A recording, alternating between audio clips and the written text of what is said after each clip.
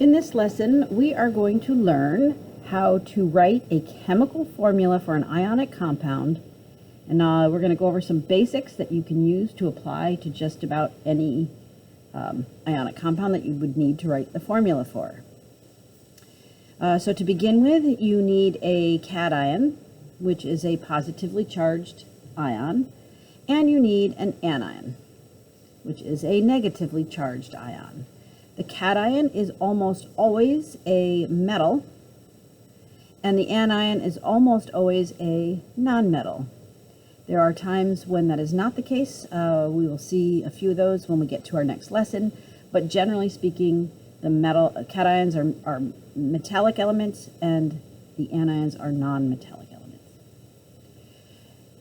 No matter what it is, the cation is always written first, and the anion, therefore, is always written second. That's sort of implied, but the cation is always written first, the anion is always second. Remember to be positive first. Haha, be positive first. In the end, the compound, no matter how many cations and anions you have to make sure that that charge balances so that the compound ends up being neutral. The amount of positive charge you get from your cations is going to have to balance out and equal the negative charge from your anions. To do this, you may need more than one of your cations or your anions, and so to indicate how many you need, you will use subscripts to indicate how many of each ion you will need. So let's take a look at an example here. The example here is what is the chemical formula of calcium sulfide. The first thing you want to do is from that name, identify the metal cation and the non-metal anion, right? And so calcium, if you know your element symbols, if you don't, you can go to reference table S, but calcium is the symbol Ca. And when we look up its charge in the periodic table, we see that calcium is a +2 charge. So we are writing the element symbol, and we are writing their charges using the periodic table. Okay. The nonmetal here, sulfide, the root word there is sulfur, so that is the element symbol S. And one of the things that you're going to see here, when we look at the nonmetals sometimes have multiple charges listed. For this unit, when you are getting a charge from any of these nonmetals, I want you to always use that top number. So the sulfur here is going to have a -2 charge. So we've written the element symbols, we've written their charges, getting those charges from the periodic table. The next thing we're going to do, and you may be able to see this, right? +2, -2, that's immediately going to cancel each other out. But I'm going to be referring to oftentimes a drop and swap, which means these charges will become the subscripts on the other ion. So we will drop them and then swap them. And when we do that, we remove the positive and the negative signs, simplify the ratio if it needs to be simplified, and if there's anything that's left over as a 1, we just don't write that 1. So when we drop and swap, right, this 2 becomes a subscript down here, and this 2 becomes the subscript down here. We get Ca2S2. But this case, ratio 2 to 2 is really a 1 to 1, so this becomes CaS. And what this really means is that for every 1 calcium, you need 1 sulfur. Because of the +2, -2, 1 of each, the charge is going to cancel. So this becomes the formula, the chemical formula of calcium sulfide.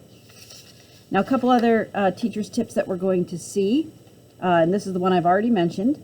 For nonmetals, you will always use the charge listed at the top. And what we haven't seen yet, but we'll see here in a moment, is when, so the nonmetals, this is when you're looking at the anions, and the transition metals, this is when you're looking at the cations. If your cation is a transition metal, it may need a Roman numeral to represent the cation's charge. So let's take a look, and we'll see that example here. Let's talk about that when we come to that example. All right, so what we have here is an example We have, if we're given the ion symbols, Li plus 1, Br minus 1. So in this case, we're not given a name, we're just given the symbols to start with. So we can immediately go to the drop and swap, right? So drop and swap just means this number here is going to become the subscript on the bromine, and this charge here from the bromine is going to become the subscript on the lithium. If you just step back and look at it, plus 1, minus 1, we are just going to need one of each. And again, we do not need to write ones. Ones are understood, and we generally don't write them. If you write them, it's not wrong. It's just they're not necessary. Okay. Here we have Ba plus 2 and S minus 2. You might be able to see plus 2, minus 2. You're just going to need one of each. But if we do the drop and swap, we will get Ba2, S2. But that, of course, 2 to 2 is really a 1 to 1, so we just reduce that ratio, and the formula here is BAS. In our next example, we have Fe plus 3 and Cl minus 1. If we do the drop and swap here, right, in this case, it's not a 1 to 1, plus 3, minus 1. If you have one of each, that's not going to, the charges are not going to cancel out.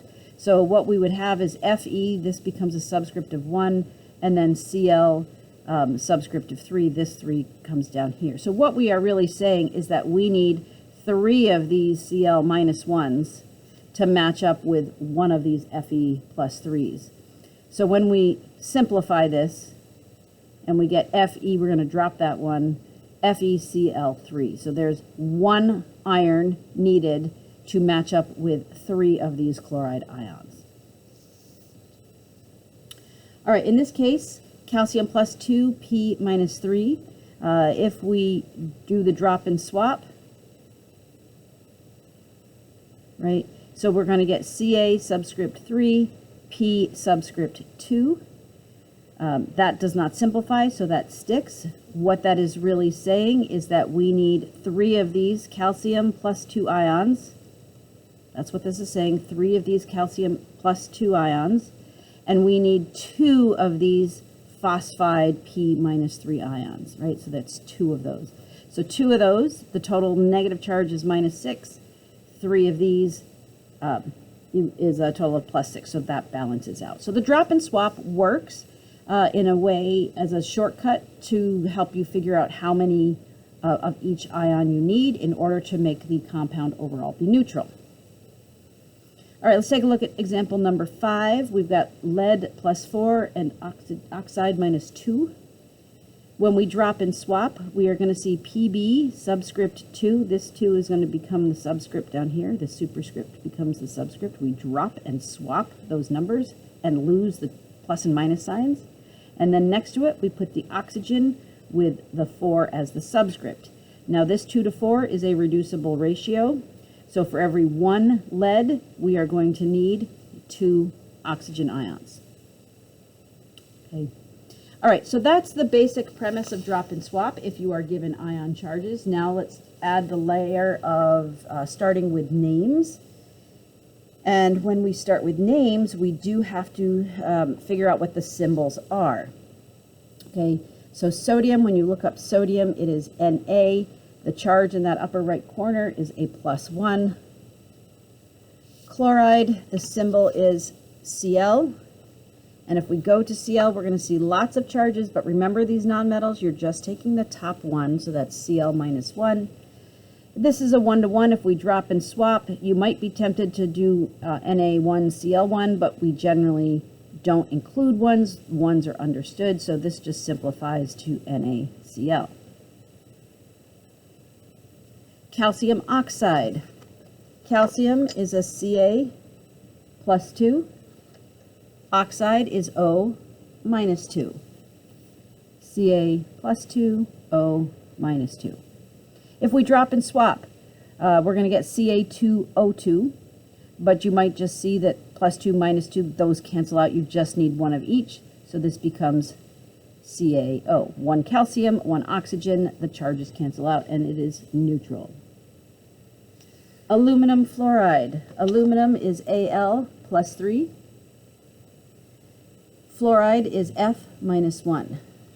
So aluminum is Al plus 3. fluoride is F minus 1, right? To make this neutral, we are going to need 3 of these fluorides to match up with 1 of these aluminums. The drop and swap gets us to that ratio pretty quickly. If we simplify all this mess right here, we're going to have Al. Just need 1 of them, so I'm not going to write the 1. And then I need 3 of these fluorides, so this is AlF3. Barium nitride. Barium nitride. Barium is a Ba plus 2. Nitride, it's a funny word, but that is when we have a nitrogen ion. Now, nitrogen makes a lot of possible charges. We are, remember, always taking this top one, which is an N minus 3. So we have a Ba plus 2 and an N minus 3. All right, so this is where we are going to need, like the similar one we just saw over here, we essentially need 3 of these barium plus 2 ions, and we only need 2 of these nitride ions. But the easy way to see that is when you take those charges and drop and swap. So we've got Ba subscript 3, N subscript 2. Tin 4 sulfide. Okay, so this is finally where we're getting to the teacher's tip that was mentioned on the previous page. 4 transition metals. The Roman numeral that's in the name represents the cation's charge. So this, when we see tin Roman numeral 4, I want you to take a look at tin, right? Tin is a metal that can form either a plus 2 or a minus 2. Okay, now for metals, I told you for nonmetals, you'll only ever take the top charge. That's not true for metals. For metals, if there is more than one possible charge, you can see it here with lead, you can see it here with copper and nickel and cobalt and iron, right? So all these elements here can all have more than one possible charge, and for metals, we have to be responsible and tell which one we are using. So the tin plus 4, tin can either be a plus 2 or a plus 4. This Roman numeral is telling us that we are using the plus 4 cation. The sulfide is an S minus 2. Drop and swap, we're going to get Sn subscript 2, S subscript 4, but that 2 to 4 ratio is reducible, so we are going to reduce it down to SNS. All right, so those are some examples of writing chemical formulas, whether or not you're given just the ions or you are given a name. There will be one more advanced topic on writing these chemical formulas after we learn about something called polyatomic ions, but that will come up in the next lesson. So I will see you back in the classroom.